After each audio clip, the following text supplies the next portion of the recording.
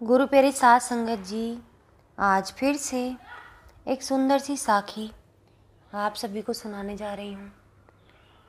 लेकिन उससे पहले आप सभी से एक गुजारिश करना चाहती हूँ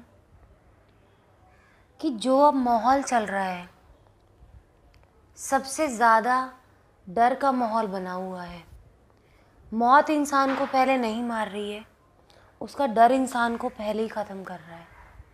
मैं आज ऐसी सिचुएशन से गुज़र रही हूँ जिसमें मैं भी डर रही हूँ, और जिस चीज़ को मैं एक्सपीरियंस कर रही हूँ, जिसका अनुभव कर रही हूँ, मैं नहीं चाहती कि ऐसा अनुभव कोई और भी करे। ये डर जो है, ये हमें अंदर से खोखला कर रहा है, यही हमें नेगेटिविटी से भर रहा है, और हम यही सोच रहे हैं कि हमें कुछ हो जाएगा। गुरु प्यारी साध संगत जी, हमें इस हाल में क्या करना है?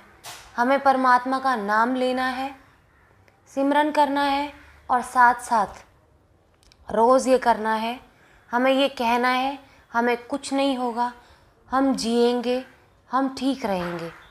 सबसे पहले ये बात हर बार सिमरन करते वक्त हमें कितनी मर्ज़ी बोलनी आए, हम इसको अपने दिमाग में इस तरीके से बिठा लें कि हमें ये लगने लग जाए कि हम सच में ही जिएंगे, और हम जिएंगे, यही सच है। हमें जीना है अपनों के लिए, अपने परमात्मा के नाम का सिमरन करने के लिए। तो गुरु प्यारी साध संगत जी, सबसे पहले तो मृत्यु का डर जो है वो हमें निकालना है। मौत के आने से पहले नहीं मरना है, हम इतने कायर नहीं हैं।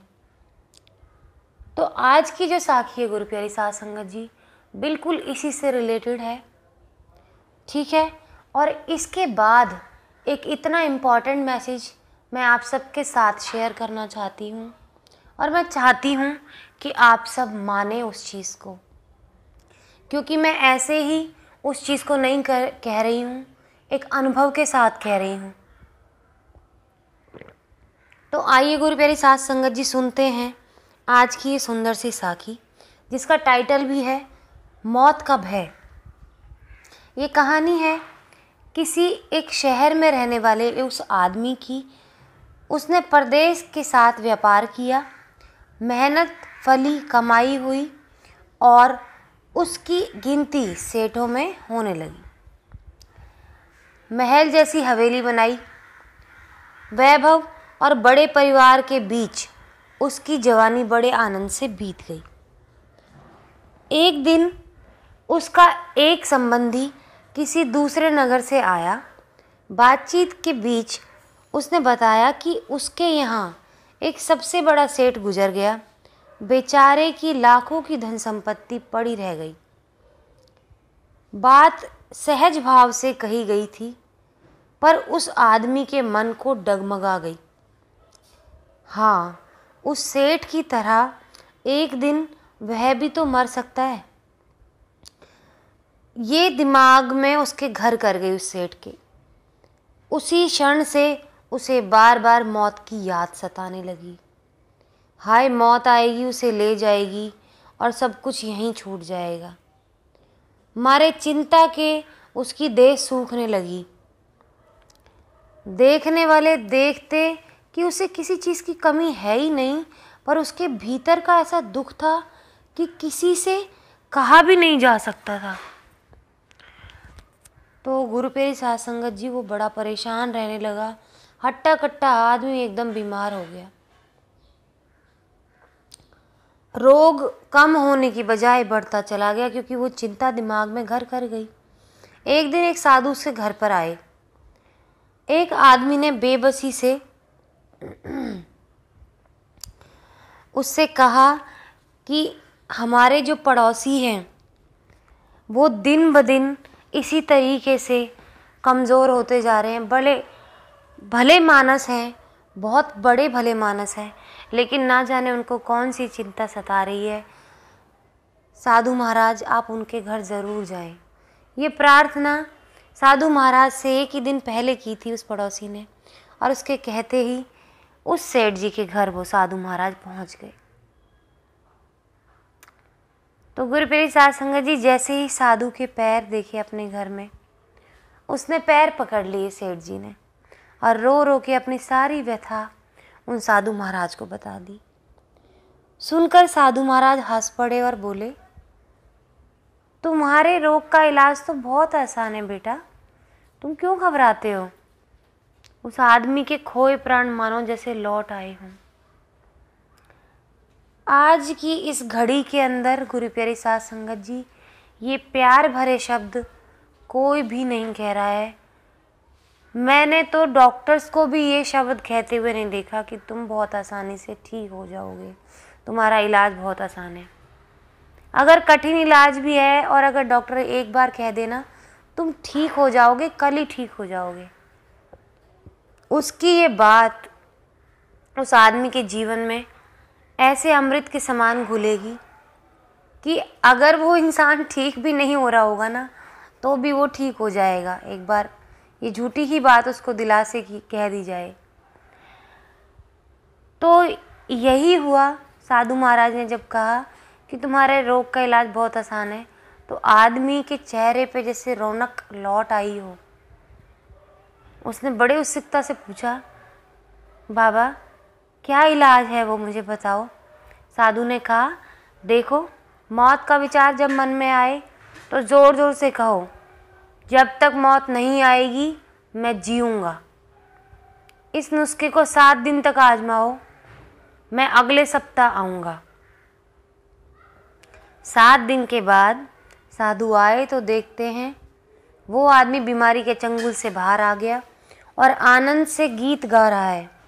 साधु को देख के वो दौड़ा और उसके चरणों में गिर के बोला, महाराज आपने मुझे बचा लिया, आपकी दवा ने मुझ पर जादू का सा असर कर दिया। मैंने समझ लिया कि जिस दिन मुझे मौत आएगी सिर्फ उसी दिन मरूंगा, उससे पहले नहीं। साधु ने कहा, बेटा मौत का डर सबसे बड़ा डर है, वो जितनों को मारता है मौत उतनों को नहीं मारती। तो गुरु प्यारी साध संगत जी, आज की ये जो साखी है मैंने जानबूझकर आप सब लोगों के साथ शेयर की है, क्योंकि इस मुश्किल घड़ी में सब लोग दिमागी रूप से बहुत ज़्यादा परेशान है। शरीर के साथ साथ शरीर में जो कुछ हो रहा है उसके दुख से पहले उनके दिमाग पे असर आ रहा है और वो तिल तिल अंदर से ऐसे खोखले से होते जा रहे हैं जैसे मानो जीवन खत्म हो गया हो।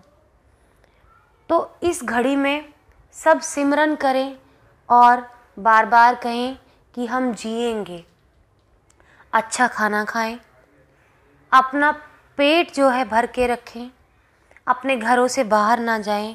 हाथ जोड़कर गुजारिश है मेरी, सफाई से रहें, पानी बहुत सारा पिएं, बार बार पानी पीते रहें और अपने घर में ही छोटी मोटी वॉक कर ली, चलें ज़रूर, अपने घर में सैर ज़रूर करें, चाहे कमरा छोटा ही सही, उस कमरे के 15 चक्कर लगा लो, 20 चक्कर लगा लो और घर में बैठो, बाहर मत जाओ।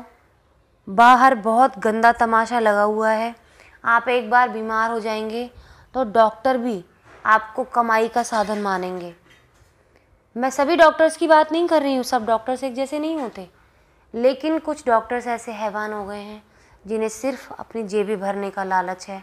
इंसान के जीने मरने से उनको कोई फ़र्क नहीं पड़ा। मैं भी एडमिट होके आई हूँ। ऐसे वार्ड में आपको धकेल दिया जाता है जहाँ 90% ख़राब फेफड़े वाले बैठे हुए हैं और वहाँ ऐसे इंसान को डाल दिया जाता है जो बहुत ही कम लेस इन्फेक्टेड है, जो ठीक हो सकता है दवाइयों से, लेकिन कोई भी उनके साथ अच्छा व्यवहार नहीं करता। मरने के लिए उनको डाल दिया जाता है कि आप मरो, आप हमारी कमाई का साधन हो, दिन दिन जितना चढ़ता जाएगा उतना पैसा हमारी जेबों में भरता जाएगा। तो गुरु प्यारी साध संगत जी, आप जितना हो सके आप हिम्मत रखें, धीरज रखें और बाहर ना जाएं, क्योंकि ये बीमारी एक बार लग गई तो ये बहुत परेशान करती है। लेकिन हमें उस सिचुएशन में भी हारना नहीं है, सिमरन करना है, हमें जीना है, हम जिएंगे और इनको जीकर दिखाएंगे। और गुरु प्यारी साध संगत जी, एक गुजारिश और है आज की पीढ़ी से मेरी कि हम सब कुछ छोड़ के शहरों में रह रहे हैं। अब मेरा शहर में रहने का मन नहीं करता। प्रकृति उन्हीं को सुख दे रही है जिसने प्रकृति को सुख दिया है। जो लोग गांव में रह के, जो किसान है, जो धरती को सींच रहा है, धूप ताप सहन कर रहा है, जो प्रकृति को बचा रहा है, प्रकृति उसी को बचा रही है। तो लौट चलो अपने अपने गांव। गुरु प्यारी साध संगत जी, उन हरे भरे पेड़ों के नीचे जो जीवन है ना, इस पॉल्यूशन भरे शहर में कभी नहीं मिलेगा। वो प्रकृति का प्यार यहाँ ना है और ना मिल सकता है। वापस लौट चलो अपने अपने गांव और प्रकृति में जुट जाओ। जो हमारे देश में, हमारे देश को सोने की चिड़िया किस लिए कहा जाता था? क्योंकि हम अपनी प्रकृति की सेवा करते थे, अपनी धरती को अपने खून से सींचते थे, हर जगह हरियाली थी, इसलिए सोने की चिड़िया कहलाता था ये। लेकिन जब से हमने दिखावे में जीना शुरू किया है, हमने सब कुछ खो दिया है। शहरों में कोई सुखी नहीं है, सिवाय पॉल्यूशन के, जहरीली हवा के कुछ नहीं मिल रहा। आप डेथ रेट देख लीजिए, बीमारी की रेट देख लीजिए, गांव से और शहर से ज़रा मिला के देख लीजिए, और वो गांव उठाना जहाँ सिर्फ हरियाली है, आपको जवाब मिल जाएगा। तो मैंने भी आज से यही प्रण किया है कि मैं ये शहरों की जहरीली हवा छोड़ दूंगी। मैं यहाँ से जल्दी ही अपने गांव लौटूंगी। आप भी लौट जाइए, प्रकृति की सेवा कीजिए। बस इसके अलावा और कुछ नहीं कहूँगी आज। आप सबसे यही गुजारिश है कि ये जहरीली हवा छोड़ दीजिए। आप अपना पेट गांव में जाके भी भर सकते हैं। ये ऊंची ऊंची इमारतें, ऊंची ऊंची गाड़ियाँ, बड़ी बड़ी गाड़ियाँ, इन सब में कुछ नहीं रखा। जो प्रकृति के प्यार में, लाड़ प्यार में, उसकी छाँव में रखा है ना, आपको कभी यहाँ मिलेगा ही नहीं। चाहे आप कितनी बड़ी मंजिलें बना लेना, कितनी बड़ी कार बना लेना। आज कार खड़ी हैं लाइन से, कचरा हो रही हैं, लास्ट ईयर से कचरा हो रही हैं बाहर खड़ी खड़ी। और इन बड़ी बड़ी ऊंची ऊंची हवेलियों में हम कैदी की तरह कैद होके रह गए हैं, बाहर खुली सांस भी नहीं ले सकते। तो लौट चलो अपने गांव, निकाल दो ये मौत का डर अपने दिमाग से और प्रकृति की सेवा में जुट जाओ। अब तक जो गलतियां की हैं आगे ना दोहराना, बस प्रकृति की सेवा करो। तो गुरु प्यारी साध संगत जी, आज इसी के साथ इस सुंदर सी साखी को यहीं समाप्त करना चाहूँगी। मिलती हूँ आपसे अपनी अगली वीडियो में नई साखी के साथ। तब तक के लिए खुश रहें, अपने घरों में रहें, अपनों को प्यार दें और उनकी जान बचा के रखें।